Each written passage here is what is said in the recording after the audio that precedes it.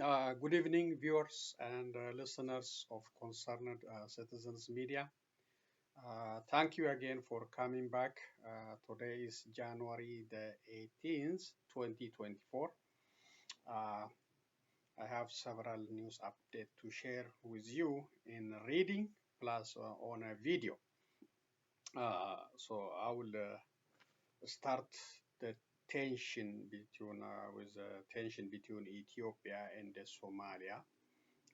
That thing is not settling down. It's not slowing down. Tension still rising, and the situation is very tough. So far, uh, since the signing of Ethio-Somaliland Memorandum of Understanding, these things happen. Uh, so the situation is still boiling. Still, the tension is growing, and Ethiopia is almost isolated in this process. Uh, no support for Ethiopia, really, no support, except EZEMA. EZEMA supported the deal, and I have that statement too. Except that IGAD is against it, European Union, US, all of them, Arab League, Egypt, they don't support. So it's a loss, is a diplomatic loss for Ethiopia, really. And let me start. So Somalia threatened to use force against Ethiopia if necessary in defending its sovereignty. Again, Somalia forced Ethiopian planes twice, uh, forced to return to Addis Ababa, refused its landing in Hargeisa, capital city of Somaliland. This is a very tough move by Somalia. It could ignite a war if Ethiopia refused to not to return to Addis Ababa and continue the trip, and Somalia fire a missile and maybe create a catastrophic situation that could immediately lead a war between Ethiopia and Somalia. So we are in a very serious situation due to this memorandum of understanding signed between Ethiopia and Somaliland. It's not a simple matter, really. Uh, some Somalians attacked refugees living in Somalia, even destroyed their properties. Some media also reported the killing of Ethiopians in Somalia. That's a tragic situation, came because of this memorandum of understanding, creating a tension between friendly tribes. Somalia is a friendly host nation, but now because of this memorandum of understanding signed, they are against the refugees living there. And I said, to Somali friends, these people have nothing to do with this memorandum of understanding. You should understand, stay away from such kind of violent act against refugees living in Somalia. So it's a very bad move, and the government of Somalia must control these maps. These maps should be controlled. It has a very serious consequences for Somalians also living in Ethiopia if this thing continues. So the government Somalia must control these people before further catastrophic situation happen in Somalia and Mogadishu. Somalia, the government of Somalia also lobbying, continues lobbying Eritrea, Egypt, Turkey, and others to stand on its side and to reject Ethiopia's deal with Somaliland. So far, Egypt indicated support for Somalia, Turkey, US, EU, IGAD, all of them support Ethiopian side. And respect for Somalia's, in Somalia's side, supporting Somalia's territorial integrity and sovereignty. So all of them against Ethiopia. The Somalian government also organized massive protest in Mogadishu, denouncing Ethiopia's memorandum of understanding deal signed and to get access to port. So that is organized by Somalian government in Mogadishu. Massive, thousands and thousands protested against this deal, supporting the government of Somalia, denouncing Prime Minister Abiy Ahmed and his government. Ethiopia also refused to attend IGAD's meeting in Uganda. This meeting was intended to discuss this matter, but Ethiopia refused to attend the meeting. Somalia rejects any mediation with Ethiopia, any mediation with Ethiopia, unless Ethiopia nullified the deal. This is a requirement. Ethiopia must officially nullify the deal, saying, I apologize to Somalia for creating this whole tension. So I am withdrawing this deal. They must say that. Unless they say that, Somalia say, don't accept any mediation with Ethiopia, any mediation. So they are in a positive side. They are in an advantageous side when it comes to global support,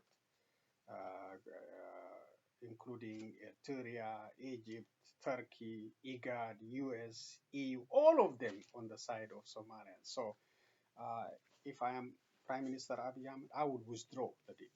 It's not working. It's taking the country into very dangerous room, very dangerous situation. I don't know if Abiy and the Prosperity Party can do that. They just stand by the deal. So I don't know if they can change their mind. But the situation is very tough, and Somalia is getting more and more support, and Ethiopia is losing diplomatically, and they are in a very negative state. So this is from Addis Ababa. It says Ethiopia categorically rejects Arab League statement over maritime deal with Somaliland. So Arab League also had an emergency meeting on Wednesday, rejected the deal and supported Somalian sovereignty. So Ethiopia rejected that statement. Let me read. Ethiopia said it categorically rejects the statement issued by the Arab League following an extraordinary meeting on 17 January 2024 concerning the Memorandum of Understanding recently signed between Ethiopia and the Somaliland. State Minister of the Ethiopian Foreign Affairs Ministry, Ambassador Misganu Arega, posted on X that the Arab League's statement is, in quotation, an attempt to interfere with the internal affairs and the sovereignty of Ethiopia, end of quotation. The state minister dismissed the League's statements, stating that, in quotation again, Ethiopia enjoys excellent bilateral relations with many of the Arab states, but the League is serving the interests of few, end of quotation. Maybe blaming Egypt. Furthermore, Ambassador Mallas Alam, PhD, spokesperson of the Ethiopian Ministry of Foreign Affairs, told Addis Standard that the Arab League's statement is, in quotation, unacceptable, end of quotation. And the Ethiopia that Ethiopia, again in quotation, categorically rejects, end of quotation, it. Africans, in quotation, have the capability to solve their own problems, end of quotation, Ambassador Mellas stated. By the same token, the statement by Egyptian Foreign Minister Sami Shukri portraying Ethiopia as a destabilizer is irresponsible. It is hell-bent on escalating the situation. The spokesperson conveyed, adding that, in quotation, the Arab League and Egypt are two sides of the same coin, end of quotation.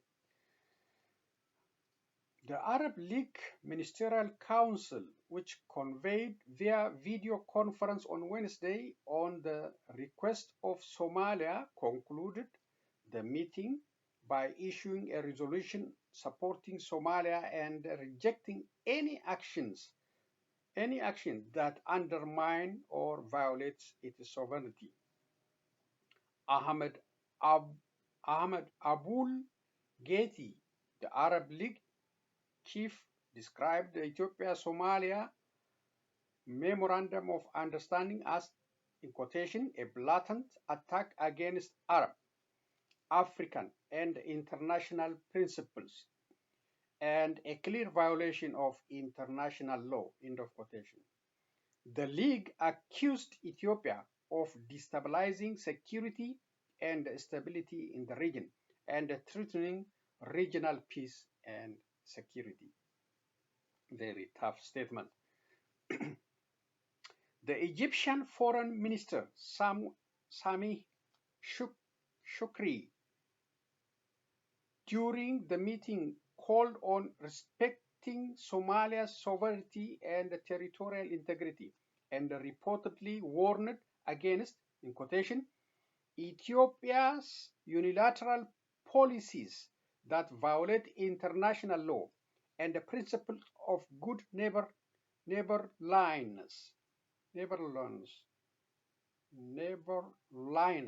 end of quotation. He asserted Arab readiness to provide Somalia with necessary support at the official and popular levels, as Egypt's statement. Following the meeting, Khalifa Shaheen Al-Marar, Minister of State of the United Arab Emirates, affirmed in a statement that his country's support for Somalia's sovereignty, territorial integrity, and independence, and reiterated the country's support for the Federal Republic of Somalia's government. The ministers called for de-escalation, dialogue, and diplomacy, and emphasized the importance of exploring ways to coordinate with IGAD and the African Union to ensure stability in the Horn of Africa. The signing of the Memorandum of Understanding on 1st January 2024, granting Ethiopia access to the sea in return for international recognition for Somaliland, escalated tensions between Somalia and Ethiopia, with Somalia deterring an Ethiopian airplane from landing in Hargeisa, the capital of Somaliland, on Wednesday. The Intergovernmental Authority on Development, IGAD, under the chairmanship of Djibouti's President Ismail Omar Guelleh, is set to discuss the matter today in Kampala, albeit Ethiopia declining attendance, citing overlapping schedule. So the discussion will be in Uganda, and Ethiopia declined to accept its credit for Addis standard. So EZEMA, so-called opposition party, but this is part of Prosperity Party. Dr. Bahanu Nagga is not an opposition party, but They act like opposition party supporting this deal. Let me read what it says. Credit again for Addis Standard. EZEMA applauds Ethiopia-Somaliland Memorandum of Understanding as a bold diplomatic move consistent with UN Convention. The Ethiopian Citizens for Social Justice Party, or EZEMA, said the Memorandum of Understanding MoU that Ethiopia signed with Somaliland seeking access to the sea is, in quotation, a bold diplomatic move, end of quotation, consistent with Article 125 of the United Nations Convention on the Law of the Sea, aiming at mutual benefit with its neighbors. Despite lacking diplomatic recognition, Somaliland remains engaged with the international community, a global reality that the Memorandum of Understanding leveraged in the interest of Ethiopia and the people of Somaliland, the party conveyed in a statement issued on Thursday. Emphasizing the necessity of equitable access to maritime gateways, the party, which is led by Education Minister Brahanu Nagga, PhD, in quotation, asserts that these objectives should be pursued peacefully, diplomatically, and legally, end of quotation. Again in quotation, for landlocked countries like Ethiopia, this is not only an economic imperative, but it is also a matter of national security and survival, end of quotation. The party noted, adding that securing a seaport corridor under Ethiopia's sovereignty has been part of the party's policy since 2019. Nevertheless, EZEMA cautioned the government against certain communications from state and affiliated media outlets that could inadvertently jeopardize ongoing diplomatic engagement. The party urged, in quotation, careful vetting and rectification of reckless media campaigns and content, end of quotation, emphasizing the need to uphold the rules and regulations of the global system as a respected member of the international community. So EZEMA is advising some media. In quotation, we must equally emphasize our adherence to established norms and protocols alongside our efforts to articulate, advance, promote, and defend our nation's long-term development aspiration and strategic interest, end of quotation, the party said.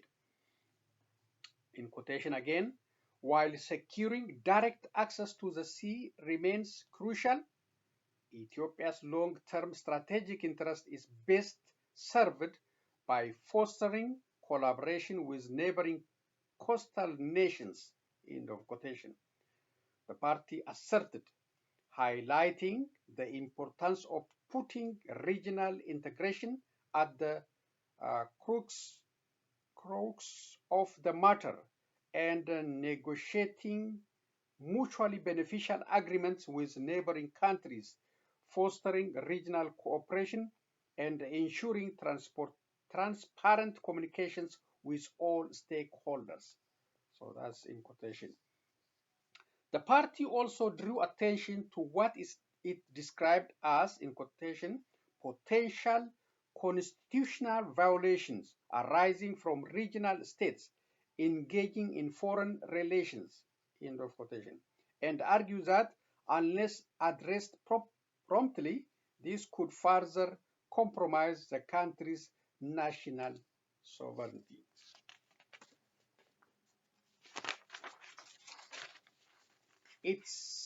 it stressed the need, in quotation, to prioritize domestic stability and resolve internal conflicts through dialogue, emphasizing that safeguarding the nation's interest historically has been undermined by the internal unrest. I agree with this statement. For any uh, government, any nation, for strong standing, internal conflict must be controlled. That's Abiy Ahmed still waging two major wars in that country, using drones and whatever available on his table, against Fano militia in Amara region and against Oromo Liberation Army in Oromia.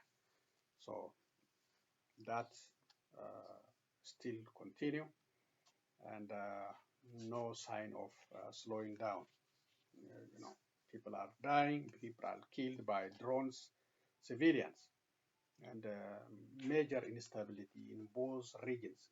In these two major regions in Ethiopia, major regions, the Amara region and the Oromia. So that should be settled.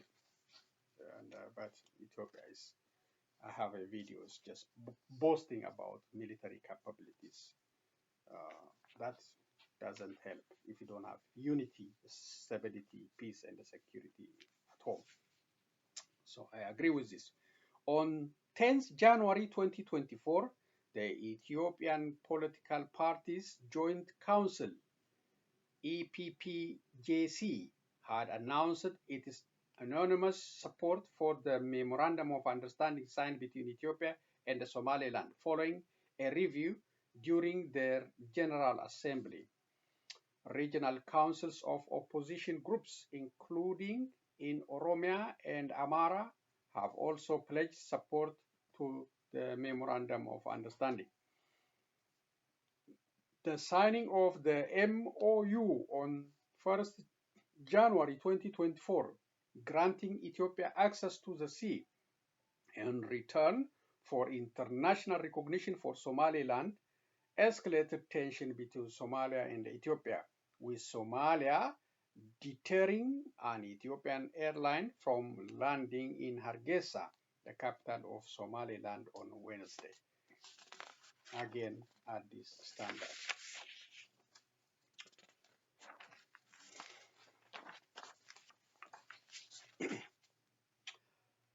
Mike Hammer, U.S. Horn of Africa envoy, heads to Ethiopia, Uganda for high-stakes discussion. The U.S. Department of State has revealed that Mike Hammer, the U.S. Special Envoy for the Horn of Africa, is set to travel to Addis Ababa and Kampala for high-stake discussion. While in Kampala, Ambassador Hammer will participate in the 42nd Extraordinary Summit of the Intergovernmental Authority of the Development, IGAD, scheduled to be held on January 18, 2024. He may be already there, so today is 18. The summit was initiated by Ismail Omar Gule, the president of Djibouti, in the capacity as the current chair of the IGAD. The purpose of the meeting was to address the prevailing tension between Ethiopia and Somalia subsequent to the signing of the Ethiopia-Somaliland Memorandum of Understanding, MoU, along with deliberation on the ongoing conflict in Sudan. A statement from the State Department underscores the United States' endorsement of the IGAD diplomatic initiative, emphasizing its recognition of the sovereignty and the territorial integrity of the Federal Republic of Somalia within its 1960 borders. It has been reported that President Hassan Sheikh Mohamud of Somalia has arrived in Kampala to partake in the 42nd emergency meeting of the leaders of member countries of the IGAD, scheduled to be conducted in Uganda. On the other hand, the Ethiopian Ministry of Foreign Affairs has revealed difficulty attending the IGAD Extraordinary Summit owing to overlapping schedules. They don't have somebody to attend. I think they have ambassador in Uganda. Why they don't use it? Why they don't use that ambassador to attend the meeting instead of claiming overlapping schedule? They are scared of something. There's lack of engagement on Ethiopia's side. Regarding the persistent conflict in Sudan, Ambassador Hammer's visit aims to demonstrate support for ongoing regional and international effort to resolve the conflict. He will advocate for unhindered humanitarian access, promote a democratic transition, and support justice and accountability for victims of violence.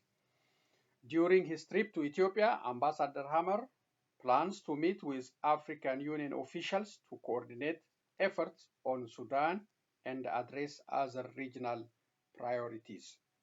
Additionally, discussions with Ethiopian officials will center on the urgent need to continue implementing the cessation of hostilities agreement in northern Ethiopia. This includes making strides in disarmament, demobilization, and reintegration (DDR), as well as advancing a victim-centered transitional justice process. We will not see that under the current leadership because they are part of the problem. Prosperity Party officials, generals, and those who are in Tigray in power. These are part of the conflict. So who can get justice from this? Who's gonna give you? Unless independent court, set aside for this to review the genocide claims. If not, don't expect any justice from Prosperity Party or from Getachew Reda. The statement emphasized Ambassador Hammer's commitment to promoting dialogue to address political and security crisis in the Amhara and the Oromia regions. I appreciate. He will call on all parties involved to safeguard civilians, refrain from incendiary rhetoric, and uphold human rights throughout these challenging times. So we appreciate U.S. engagement, active engagement to settle our problem. Ceasefire in Oromia, ceasefire in Amhara region, and bring all these stakeholders to settle the country's crisis instead of boasting about new airplanes arriving or new weapons arriving, purchasing, spending the country's limited resource, and waging a war against your own citizens. That's not effective. That's not effective. And the war you are waging is not supported by local residents. It's useless, just waste of money. So Abiy Ahmed and the Prosperity Party, they must come together and settle the conflict. Settle the conflicts. End the bloodshed in that country. And transition, work on transition, because we already seen the 5 years failed leadership under Prosperity. Okay, this is positive news. This is U.S. Embassy. I got this one from U.S. Embassy. Let me read what it says.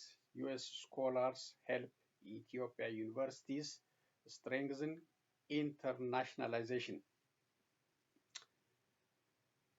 The United States has been a key partner in the development of Ethiopia's higher education system since the 1950s, with the development of Jimma and Haramaya Agricultural College under President Truman's Point 4 programs.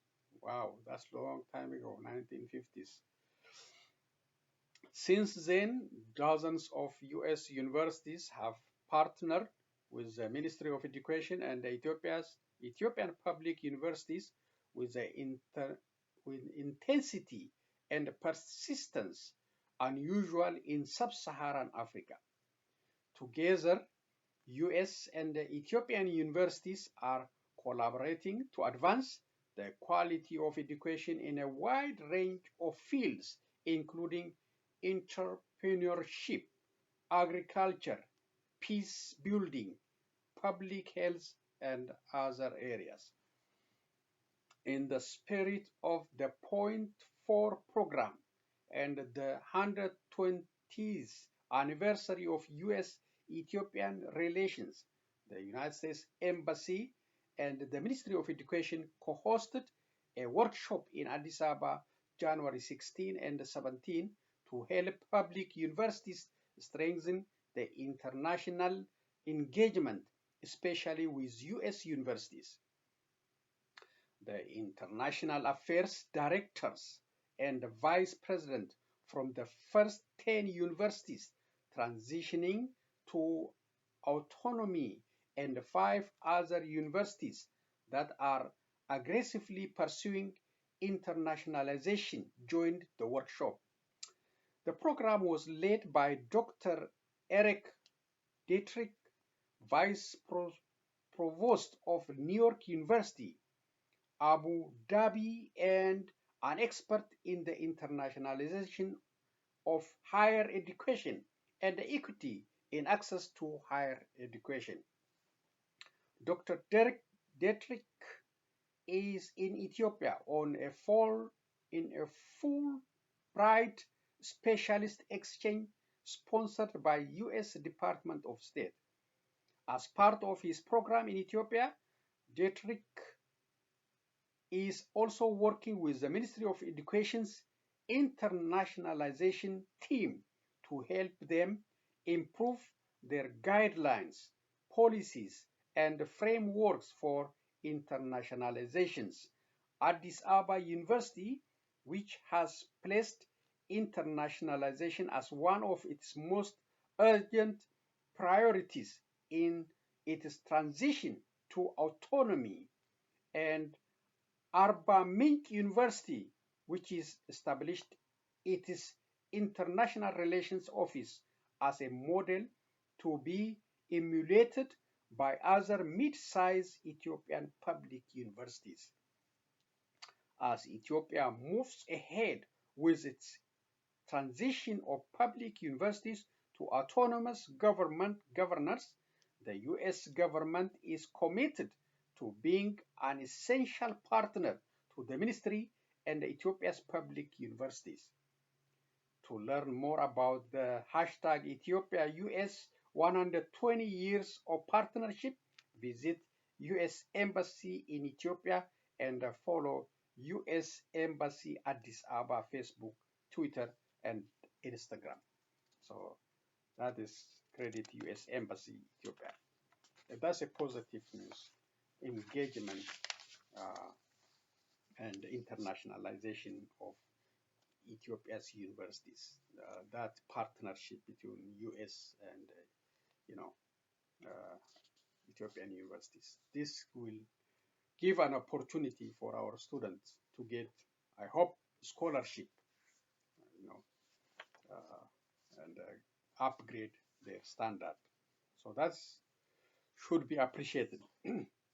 Thank you, the United States, for this active engagement and upgrading our universities and bringing them to international level. Good news for our students and our professors too. This is from U.S. State Department. This may be the last one for today's reading. Designating violator of price cap policy on Russian oil. This is press statement.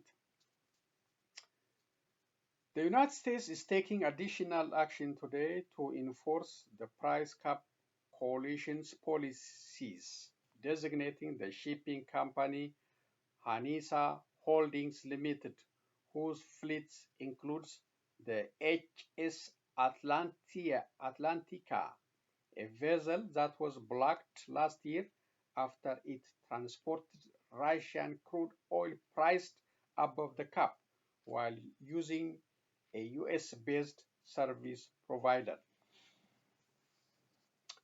Today's action demonstrates that violating the price cap will result in consequences. Alongside our price cap coalition partners across the G7, European Union, and Australia, we are steadfast in our commitment to hindering evasion that helps Russia fund its illegal war against Ukraine. The price cap policy provides price cap coalition services related to the maritime transport of oil of Russian Federation origin unless that oil is bought and sold at a or below specific price caps established by the coalition. The Department of the Treasury actions were taken pursuant to Executive Order 140/24 for operating or having operated in the maritime sector of the Russian Federation economy. For more information on today's action, see the Treasury press release, it says. So that's more tension between US and the coalition of EU and Australia, putting pressure on Russia.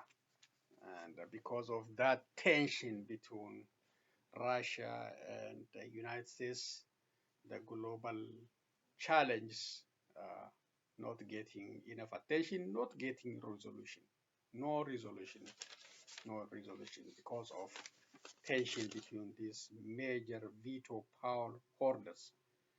So you cannot get any resolution when it comes to the problem in Ethiopia, Sudan, maybe other issues, because they cannot agree. Maybe look, Gaza, more than 100 days, no ceasefire, because US is voting against it. Russia is supporting. In another instance, maybe Russia is supporting, US is against. So maybe Russia is against and the US supporting it, or maybe they just, if there is no solution in Security Council, the global peace security will be in very challenging situation. No resolution at all. So UN is going to be dysfunctional organization, as it happened like in case of Gaza. 120, no, more than 100 days, continued indiscriminate bombardment by Israeli against defenseless Palestinians. Nobody say anything. Even the International Criminal Court, which heard the case brought by South Africa, still no result, because it's a very tough one to decide against Israel. Very tough one. That's why there are still no resolution. It's supposed to, do,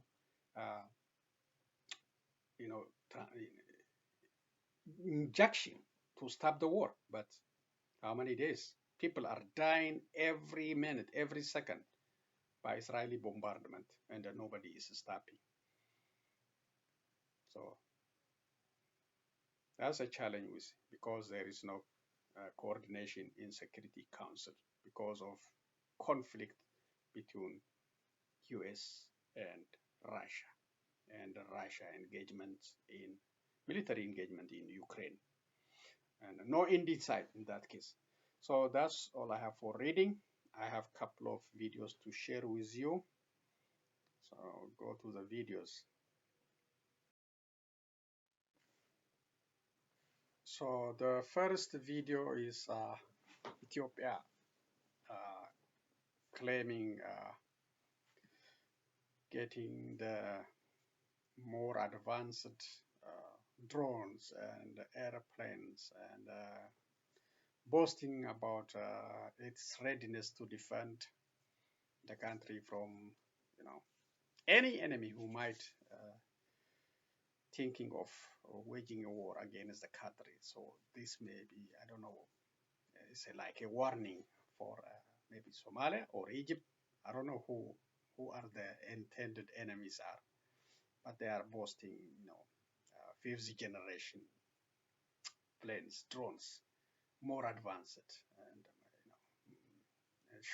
telling us more preparation, more readiness to defend the country. So that may be a warning for Somalia, or it could be a warning for Egypt. I don't know the intention, but they are boasting. But according to concerned citizens media, technology or more advanced weapons are a plus if you have internal unity and peace and stability in the country. If you don't have that, whatever you have, more advanced, whatever, is useless. So Prosperity Party officials and those military generals, they must understand. They have to create a peaceful atmosphere at home. Settle the issue they have instead of just keep bombarding your own citizens by drones and whatever weapons you are claiming. So they have to settle. That is another indication, this is an indication of failed leadership. Just believing in weapons and massive military means. It didn't work for Derg Mengistu Haile. It didn't work for Malaz Zenawi. It didn't work. So how is going to expect to work for a Prosperity Party? That is, foolishness. They have to settle the conflict, especially in these two major regions, Oromia and Amara region. But let's listen to them, and it's a propaganda video claiming more advanced. I don't know where they got. Maybe Russia. I don't know. Let's listen.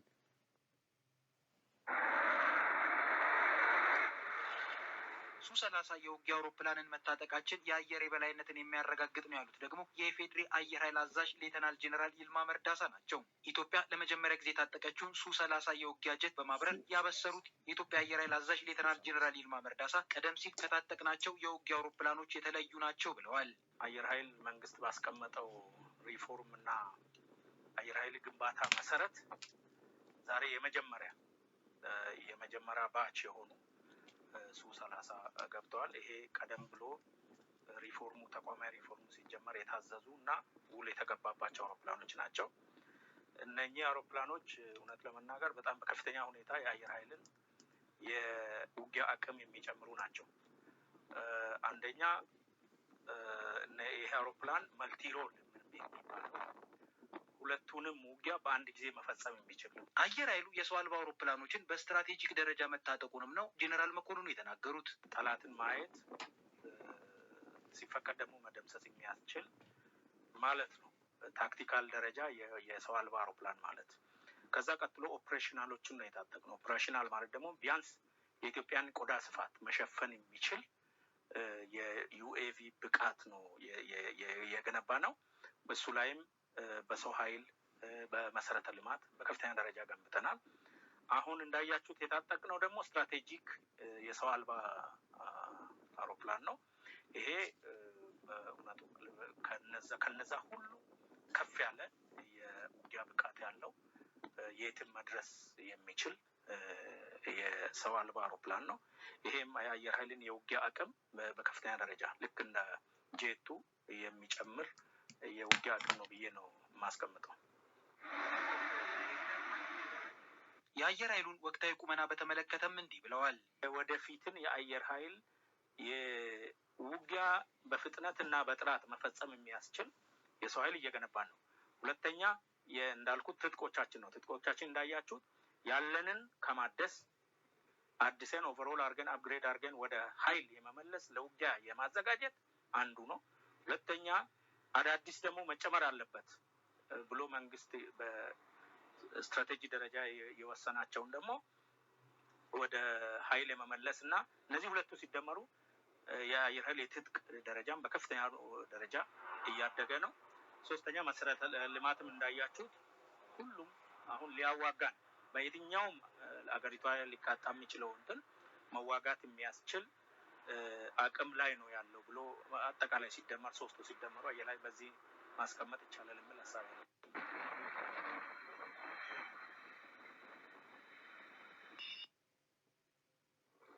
The U.S. on Wednesday called Houthi militants a terror group after about 30 attacks on international shipping lanes since mid-November. If the Houthis cease the attacks, we can certainly reconsider this designation.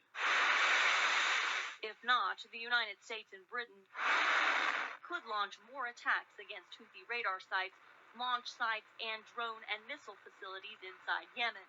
The Houthis need to ask themselves, how much of their capability do they want degraded and disrupted in light of these illegal, reckless, and dangerous attacks? It is exceptionally long overdue, and it's still not even a complete restoration.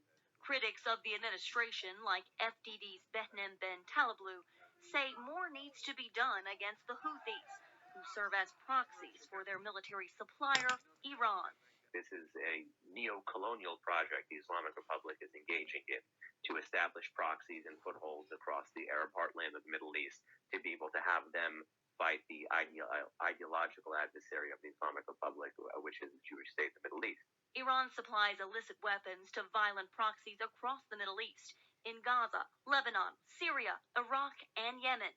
This month, U.S. forces boarded this small boat off the coast of Somalia and confiscated several advanced conventional weapons bound for Yemen and made by Iran. Iran denies supplying the Houthis with missiles, despite repeated evidence to the contrary. Iran has this proxy strategy which aims to put distance between it and threats and to create deniability. But with this newfound missile power, the regime is actually quite content in showcasing this itself. Tehran carried out deadly missile strikes inside Iraq and Pakistan this week, angering its neighbors. Islamabad recalled its Iranian ambassador as Iraqis in the northern Kurdish region launched massive protests. Carla Babb, VOA News, the Pentagon.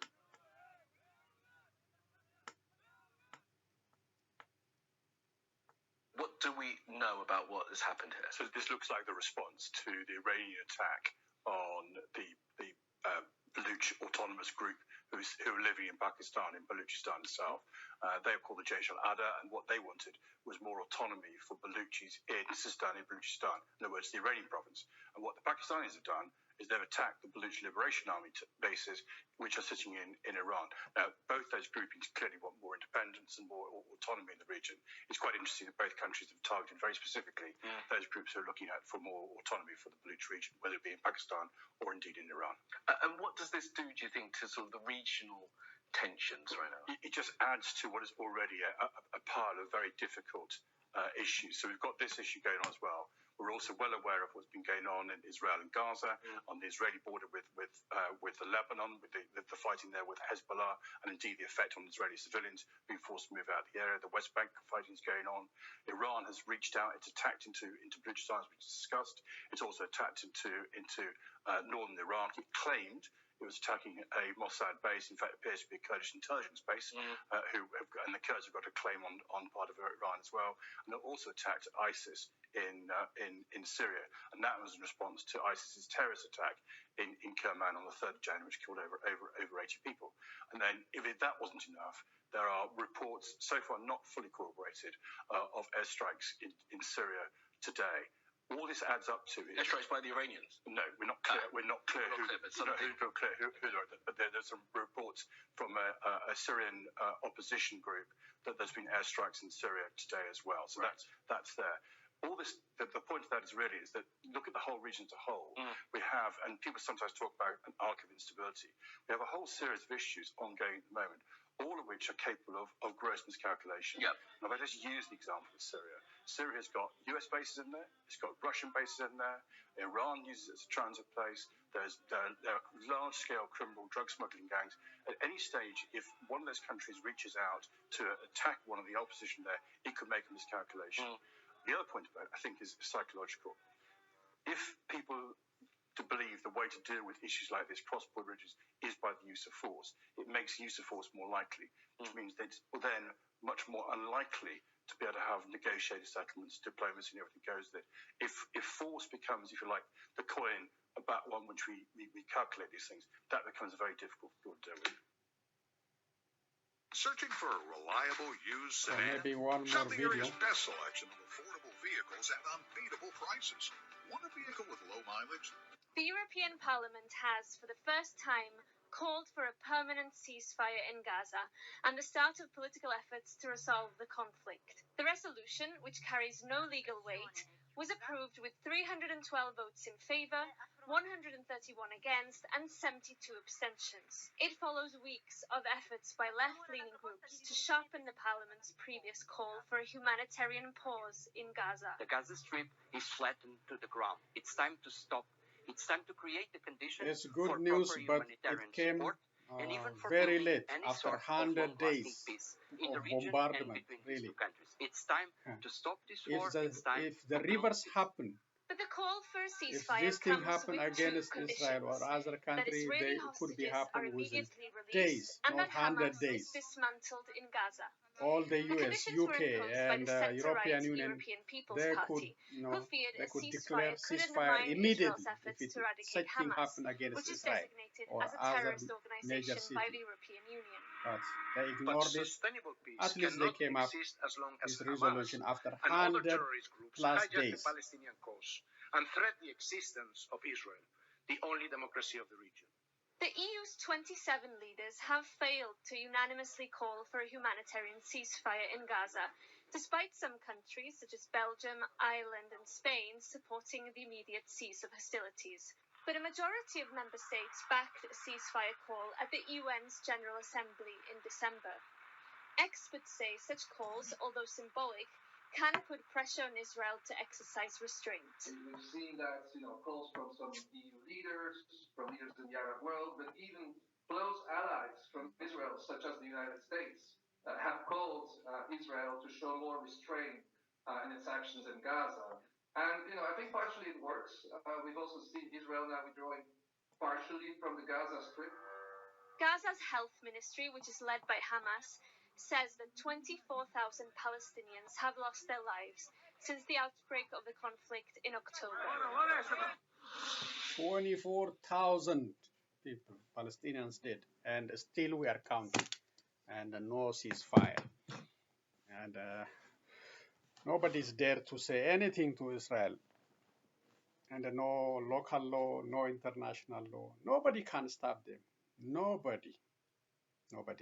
Because US is vetoing any resolution at the UN Security Council and European Union. Thank you, at least for coming late, for calling for ceasefire after 100 days plus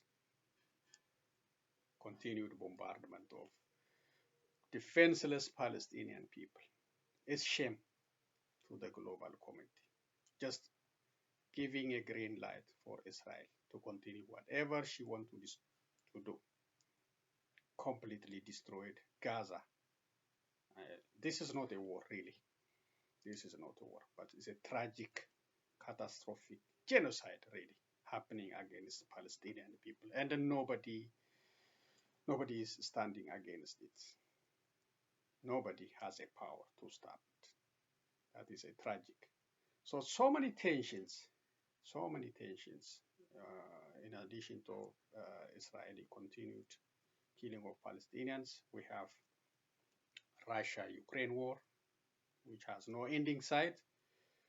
And we have also tension between Iran and Pakistan, Iran and Iraq, and Iran also bombing Syria, claiming some terrorists, and Pakistan bombing Iran. So many tensions, so many problems around the world. I hope those things will be settled down and the peace will develop around the globe. That's the wish of Concerned Citizens Media. Thank you for joining me, and I will be back with other news and updates.